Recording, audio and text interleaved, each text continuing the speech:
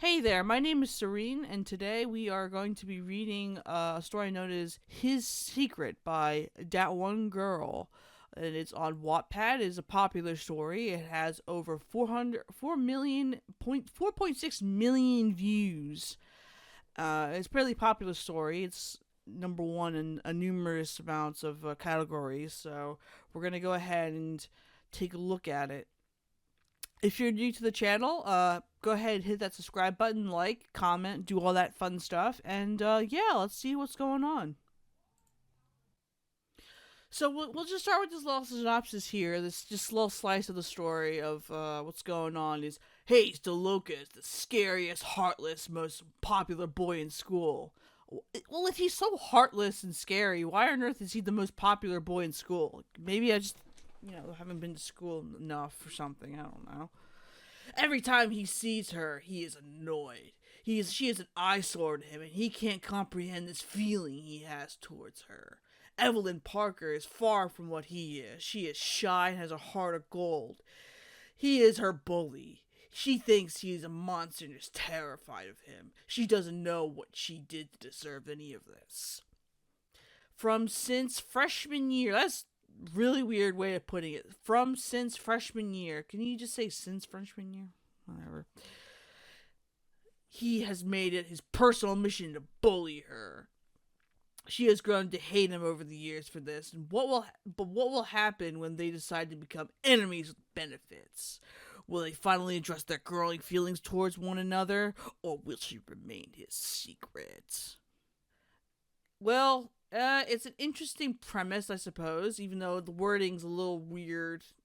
Maybe that's just me or whatever, but yeah, we're just gonna jump in and see what's going on with the story. Apparently, it contains scenes, drug use, some inappropriate language, physical and verbal violence, which some people may find to be triggering. So, you have been warned.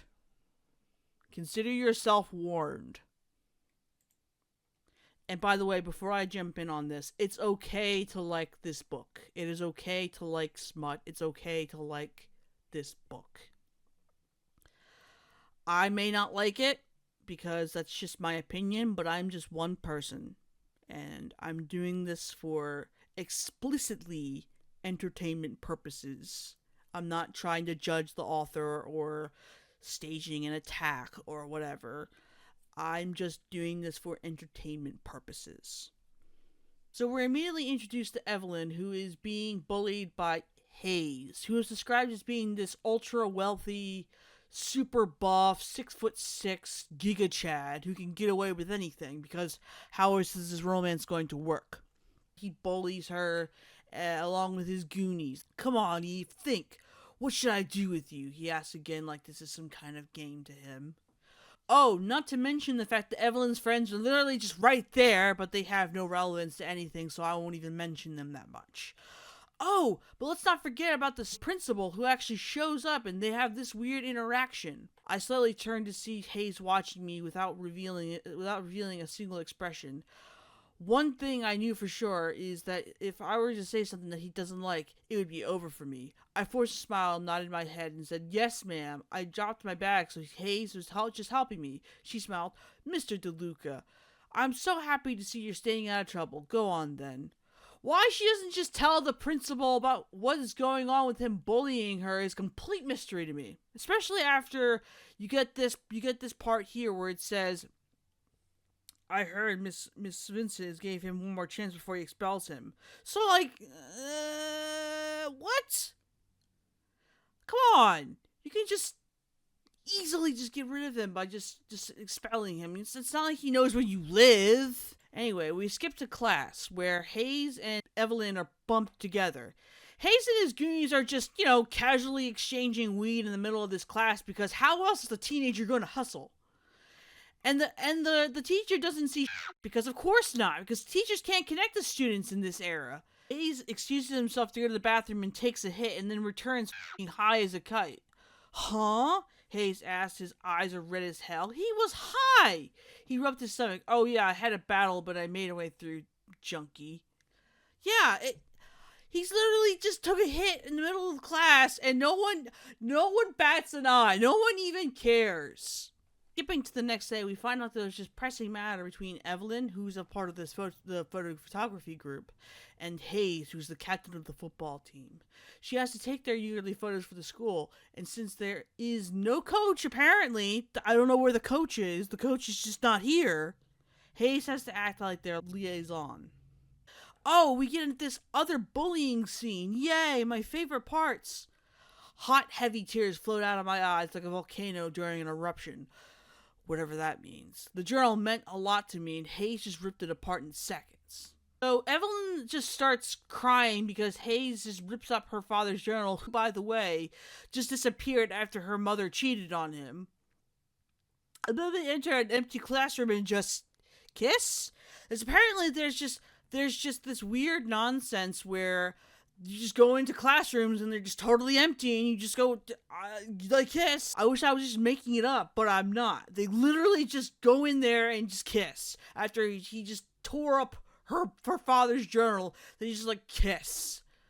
So cut to the next day, and Evelyn just shows up at Hayes' house. I don't know how she knows where he lives, but apparently she just knows where he lives. And of course his house is like decked out and super rich and fancy because he's, the cool guy who has all the money. Quickly get like rushed out like a bat out of hell into his bedroom where they talk for a bit before they smash. And it's not good enough to have animalistic, right? Like you just gotta make sure it's the best. Chad here is a gentleman. He knows what he's doing. He's a gentleman. He put up his head. Not the way you talk to someone who's about to give you the best of your life. Say please. You gotta respect him. It's proper. It's gotta be proper. Gotta keep the manners even while having.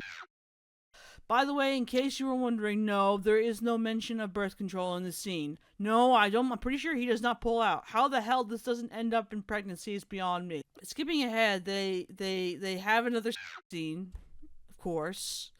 And there's some talk between Hayes and Evelyn where we find out that Hayes has a tattoo of his mother who died during childbirth. Which, so far as the only characterization we've gotten from anybody, except maybe this one brief paragraph that I read while talking about Evelyn's mom. And apparently she's just like this chick who very promiscuous for some reason. Then we get into the next chapter, and it's in Hayes' perspective, and we get a nice little tidbit of what's going on in his head. I know I will. I'll sleep with her a couple more times and ruin her. Yeah, that's what I'll do, because that's the type of person I am. I don't give a shit about what I do to others, and I definitely don't give a shit about what anyone thinks of me. We'll be nothing more than just two people who sleep together. He swears that he won't fall for her. He swears he won't fall for her. Nothing really happens in this chapter other than Hayes just swearing it's a phase. He swears off other girls, by the way, in like the next couple of chapters, because obviously that doesn't mean I'm falling for Evelyn or anything like that. So within the next chapters, it's going to be election day at the school. One of Evelyn's friends, who I kid you not is named Belly, for short, it had been campaigning for months.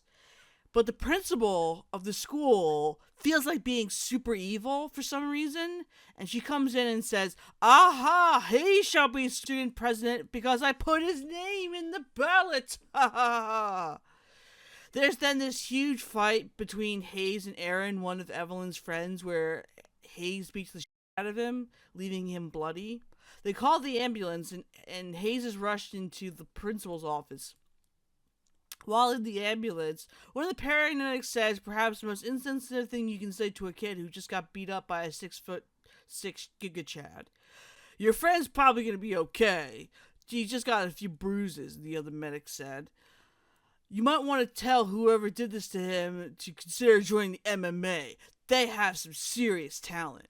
Like, what? Who says that to a kid who just got beat up? Anyway, the next chapter is in Hayes' point of view, where he is getting screamed at by the principal. Hayes' sister comes in all of a sudden, and the principal's like, yeah, sorry, Hayes is getting expelled, that's what I promised. And Ellie, that's her name, by the way, is like, how much money can I throw out at you in order to make sure that we don't get this expulsion passed? Like she's apparently Seto Kaiba or something. She just throws money at people. And the principal is like, 20,000. Hayes will be on suspension until I say so, and he must serve as student body president until he returns. 50,000, and I want all of Hayes' little misunderstandings erased from his files and his suspension to be short. Ellie counters. Deal. So he has to become president of the student body, despite not campaigning at all for it. What? And then he has this monologue about how he thinks Evelyn's gonna hate him, and he actually smiles about thinking, hey, there's some character development. He actually smiles and thinking about her. Hey. And then he returns home, and guess who shows up at his front door? Guess who's the person who shows up at his front door? You guessed it, it's Evelyn. Why would she show up after her friend gets beat up? Your guess is as good as mine. Anyway, they talk and she leaves. She returns to the hospital, and Aaron, the guy who just got beat up, makes an advance towards her, which she immediately shoots down. But guess what? That's right, she returns to Hayes' house and they smash! There's then this 2-week skip, and Evelyn's hanging out with her friends, where Aaron, who just got out of the hospital, starts panicking. He worries that Hayes is going to get retaliation for the attack. Aaron halted. The doctor said if Hayes would have given me a few more punches to the head, I would have been brain dead. He's going to get his revenge on me, and this time he isn't going to let me off so easily. This guy literally got beaten to an inch of his life, and the school prefers money over the safety and well-being of their students. This school's got to be run by Kaiba Corp, I swear. Lunchtime rolls around, and Hayes thinks it's a good idea to approach Evelyn and her friends and offer Belly and Evelyn the position of vice president. You know, Belly, the girl who had the election stolen from her because the principal's evil? Yeah. Belly and her boyfriend Chase argue about this, and while that's happening, for some odd reason, Hayes thinks it's a great idea to stroke his thumb across Evelyn's neck. Like, bro, you can't do this in front of her friends. What happened to being a secret? So this is happening, and Aaron's just staring at Evelyn, and I mean just staring. I looked up and saw Aaron's eyes fixed on us. I quickly shrugged off Hayes' hand off my shoulder and sat forward. He knows. Hey, yeah, no, you guys hit it so well. He just let up. No! You don't just go up to someone and stroke your thumb down their neck. That's not what friends do. What do you mean he knows? Anyway, Belly agrees to Hayes' proposal, and Hayes walks up to Aaron, who just got back from the hospital, and shakes his hand. Don't pull that me again, or else you won't get to be here for a second apology. Got it? Now we're threatening him. What a good guy, yeah. So after a lot of filler, we come to the point where Evelyn's dad, Steve, has returned to the scene. She and him have a meetup and start talking about life. They stop at a diner on the way, and when they pull in, guess what? Hayes and the football team are there at the same diner. They awkwardly eye each other, and Dad notices right away. That's him, right? Dad asks. What? Who? That friend of yours. Is he your boyfriend? He is not my boyfriend, and he is not my friend. After a little bit of talking back between Evelyn and her father, he, like the true Chad that he is, goes up and talks to Hayes and introduces himself. And this is the part of the story where I realize that Hayes is the captain of the football team. I mean football, not American football. I thought it was American football. Despite the fact that they're in America, they're not referring to it as soccer. Okay.